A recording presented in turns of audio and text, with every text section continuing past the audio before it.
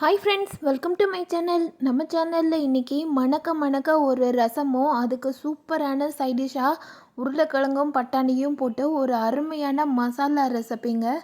அதுவும் எப்படி செய்கிறதுன்னு பார்க்க போகிறோம். ரசத்து கூட இந்த மாதிரி உருளைக்கிழங்கு பட்டாணி போட்டு ஒரு மசாலா செய்து சாப்பிட்டு பாருங்கள்.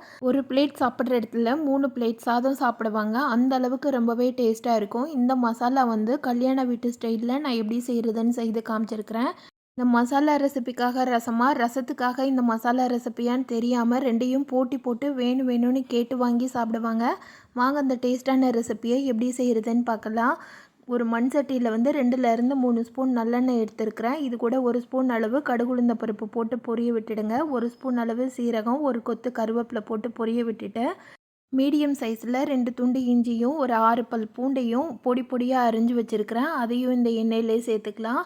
சேர்த்துட்டு இஞ்சி பூண்டு பச்சை வாசனை போகிற வரைக்கும் லைட்டாக பொரிய விட்டுடுங்க. பொரிய விட்டுட்டு பெரிய வெங்காயம் ஒரே ஒரு பெரிய வெங்காயம் மட்டும் நீளமாக அரிஞ்சு வச்சுருக்கிறேன். அதையும் சேர்த்துக்கலாம். சேர்த்துட்டு நல்லா வதக்கி விட்டுடுங்க.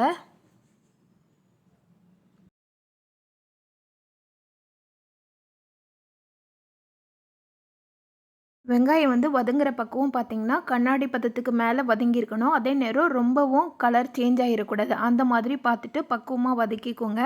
இது வேக வச்சுட்டு சாப்பிட்ற மாதிரி இருக்கணும். இது கூட ஒரே ஒரு தக்காளி பழம் நீளமாக அரிஞ்சிருக்கிறேன். பொடியாக அரிஞ்சோன்னா மசிஞ்சிரும். தக்காளி மசியாத அளவுக்கு வதக்கணும். அதனால் நீளமாக அரிஞ்சிக்கிட்டு அது கூட 1 ஸ்பூன் அளவு மஞ்சத்தூளும் வெங்காயம் தக்காளிக்கு தேவையான அளவு உப்பும் சேர்த்துட்டு வதக்கிடுங்க. வதங்கும்போது தக்காளியும் ரொம்ப ஃபுல்லாக மசிஞ்சிடக்கூடாது. அந்த மாதிரி பார்த்துக்கோங்க. இது கூட மசாலா ஐட்டம் சேர்த்துடலாம். 1 ஸ்பூன் அளவு மிளகாத்தூளும் 1.5 ஸ்பூன் அளவு தனியாத்தூளும் சேர்த்துருக்குறேன். 1/2 ஸ்பூன் அளவு கரம் மசாலா வேணும்னா சேர்த்துக்கோங்க. நான் இன்றைக்கி கரம் மசாலா சேர்க்காம தான் செய்திருக்கிறேன். இதெல்லாத்தையும் சேர்த்து எண்ணெயிலேயே நல்லா வதக்கி விட்டுடலாம். மசாலா சேர்த்ததுக்கப்புறமா எண்ணெய் பிரிஞ்சு வர்ற அளவுக்கு வதக்கிட்டு பட்டாணி வேக வச்சுருக்கிறேன். அதாவது பச்சை பட்டாணியும் வெள்ளை பட்டாணியும் கலந்துட்டு நான் வேக வச்சுருக்கிறேன். முதல் நாள் நைட்டே ஊற வச்சுட்டு அடுத்த நாள் காலையில் குக்கரில் ஒரு 3 விசில் உப்பு போட்டு வேக வச்சு எடுத்திங்கன்னா நல்லா வெந்து வந்துடும். அந்த மாதிரி வச்சுக்கோங்க. ஃப்ரெஷ்ஷாக கடையில் கிடைக்கிற பட்டாணினாலும் 1 நிமிஷம் வேக வச்சுட்டு அதுக்கப்புறமா இது கூட சேர்த்துக்கோங்க. இதில் உருளைக்கிழங்கு ஒரு 1/4 கிலோ உருளைக்கிழங்கு எடுத்து அதையும் வேக வச்சுட்டு பெரிய பீஸாக கட் பண்ணி வச்சுருக்கிறேன்.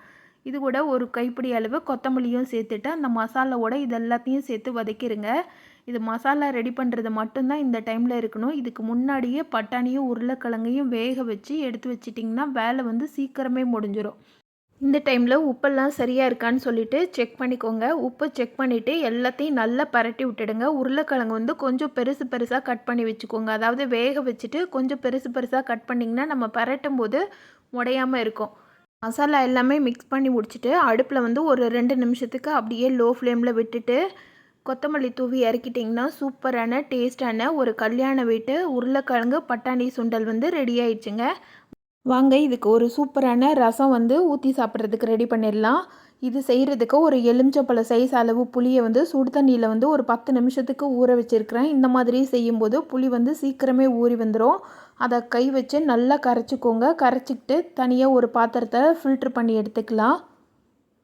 இது கூட பார்த்திங்கன்னா பெரிய சைஸ் தக்காளியாக ஒரு பழம் எடுத்துருக்கிறேன். நீங்கள் மீடியம் சைஸ் தக்காளி எடுத்திங்கன்னா 2 பழம் எடுத்துக்கோங்க. இதை 4-5 பீஸாக கட் பண்ணிவிட்டு உள்ளே பூச்சி எதுவும் இருக்கான்னு சொல்லி செக் பண்ணிவிட்டு இந்த மாதிரி கை வச்சு நல்லா கரைச்சி விட்டுக்கோங்க. மிக்ஸி ஜார்லலாம் போட்டு அடிக்கக்கூடாது.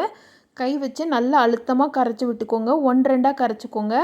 இந்த டைமில் கொஞ்சமாக தண்ணியும் ஆட் பண்ணிக்கோங்க. ரசத்துக்கு தேவையான அளவு தண்ணி இந்த டைம்லேயே ரெடி பண்ணி வச்சுக்கிட்டாலும் சரி. இப்போ மிக்ஸி ஜாரில் ஒரு 7-8 பல் பூண்டு, 1.5 ஸ்பூன் அளவு மிளகு, 1 ஸ்பூன் அளவு சீரகம், 1/2 ஸ்பூன் அளவு மஞ்சத்தூள், ஒரு கொத்து கருவேப்பிலை, கொத்தமல்லி தழை ஒரு கைப்பிடி எடுத்துருக்கிறேன். அதை சுத்தம் பண்ணிவிட்டு காம்போடு சேர்த்து போட்டுக்கோங்க. அப்போ தான் ரசத்துக்கு நல்ல வாசமாக இருக்கும். காரத்துக்கு 2 காஞ்ச மிளகாய் இதெல்லாத்தையும் பல்சில் வச்சு ஒரு முறை சுற்றிட்டு திரும்ப ஒரு முறை மிக்ஸி ஜார்லேருந்து எல்லாத்தையும் ஓரத்துலலாம் சீரகம் படிஞ்சிருக்கும். அது எல்லாத்தையும் எடுத்து விட்டுட்டு திரும்ப ஒரு முறை சுற்றிடுங்க.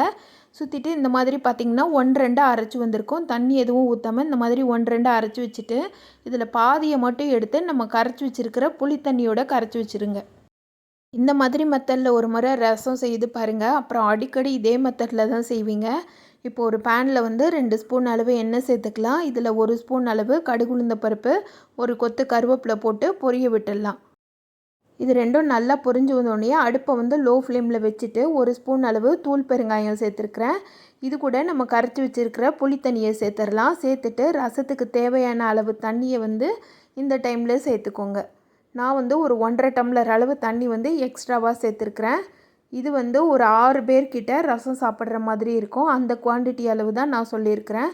இது எல்லாத்தையும் சேர்த்துட்டு ஒரு முறை நல்லா கலந்து விட்டுட்டு லோ ஃப்ளேமில் வச்சு இந்த மாதிரி நுரை வர வரைக்கும் கொதிக்க விட்டுடுங்க. ரசம் எப்போவுமே ஹை ஃப்ளேமில் வச்சு செய்யக்கூடாது. மீடியம் ஃப்ளேம், லோ ஃப்ளேம் அந்த மாதிரி தான் வச்சு கொதிக்க விடணும். ரசம் லைட்டாக நுரைச்சி வரும்போது இந்த மாதிரி ஒரு முறை கரண்டி வச்சு கிண்டி விட்டிங்கன்னா திரும்பவும் நுரைக்க ஆரம்பிச்சிரும். அதுக்கு எக்ஸ்ட்ராவாக கொஞ்சம் டைம் எடுக்கும். இந்த டைமில் பார்த்திங்கன்னா புளியெல்லாம் நல்லா கரைச்சி கொதிக்கிற மாதிரி இருக்கும். இந்த ஸ்டேஜில் வந்து நம்ம மீதம் இருக்கிற மிக்ஸி ஜாரில் அரைச்சி வச்ச விழுது இருக்குல்ல, அதை எல்லாத்தையும் சேர்த்துடலாம். சேர்த்துட்டு ஒரு 1/2 டம்ளர் அளவு தண்ணி ஊற்றிடுங்க. பார்த்திங்கன்னா ரசம் கொதிக்க ஆரம்பிச்சிருச்சுல்ல, இந்த டைமில் ஒரு 1/2 டம்ளர் அளவு தண்ணி ஊற்றிட்டிங்கன்னா ரசம் கொதிக்கிறது வந்து அப்படியே அடங்கிடும். இப்போ ரசத்துக்கு தேவையான அளவு உப்பு சேர்த்துருங்க. உப்பு சேர்த்துட்டு நல்லா கலந்து விட்டுட்டு ஒரு நிமிஷத்துக்கு மட்டும் அடுப்புலையே லோ ஃப்ளேமில் வச்சுருங்க. திரும்பவும் ஒரு முறை லைட்டாக நுரைச்சி கொதிச்சு வரும். அது கொதிக்க ஆரம்பித்த உடனேயே ஸ்டவ் ஆஃப் பண்ணிவிட்டு ஒரு கைப்பிடி அளவு கொத்தமல்லியை தூவிட்டு இறக்கிட்டிங்கன்னா சூப்பரான டேஸ்டான ரசம் வந்து ரெடி ஆயிடுச்சுங்க. இந்த மாதிரி மெத்தடில் நீங்கள் ரசம் வச்சிங்கன்னா அடிக்கடி செய்வீங்க. அதுக்கு கண்டிப்பாக நான் கேரண்டி சொல்கிறேன். வீடே மணக்கும், ரொம்பவும் டேஸ்ட்டாக இருக்கும். அதுவும் உருளைக்கிழங்கு பட்டாணியை வந்து இந்த மாதிரி செய்துட்டு அது கூட இந்த சுட சுட ரசம் ஊற்றி சாதத்தில் ஊற்றி சாப்பிட்டு பாருங்கள். ஒரு பிளேட் சாப்பிட்ற இடத்துல 5 பிளேட் வரைக்கும் சாப்பிடுவாங்க. குழந்தைங்கள்லேருந்து பெரியவங்க வரைக்கும் எல்லாருக்குமே ரொம்பவே பிடிக்கும். ரசம் வச்சிங்கன்னா இந்த காம்பினேஷனில் செய்து பார்த்துட்டு எப்படி இருந்துச்சுன்னு சொல்லிவிட்டு எனக்கு கமெண்ட் பண்ணுங்கள். இந்த வீடியோ பிடிச்சிருந்ததுன்னா இந்த வீடியோக்கு லைக் பண்ணி சேனலை சப்ஸ்கிரைப் பண்ணிவிடுங்க. Thank you friends.